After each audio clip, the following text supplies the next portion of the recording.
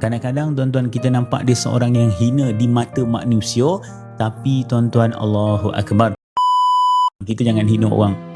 Terutama kepada mereka yang kita nampak mereka bekerja dalam keadaan kotor, mungkin tuan-tuan dan perempuan, mungkin dalam keadaan yang rendah. Kita pandang orang tu, ya Allah, hai, gaji dia kecil je.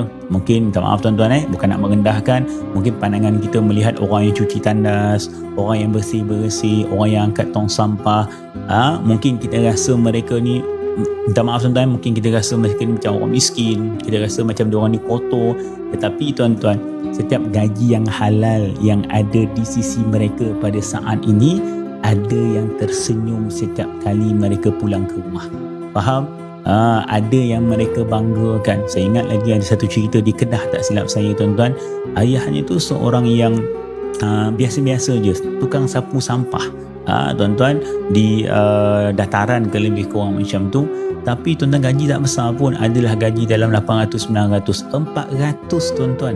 Daripada gaji dia sapu sampah tu, dia bayar yuran anak dia untuk menghafal Al-Quranul Karim. Allahu Akbar. Mulia tuan-tuan. Sebab itu jangan pernah menghina setiap sekali orang keluar mencari rezeki.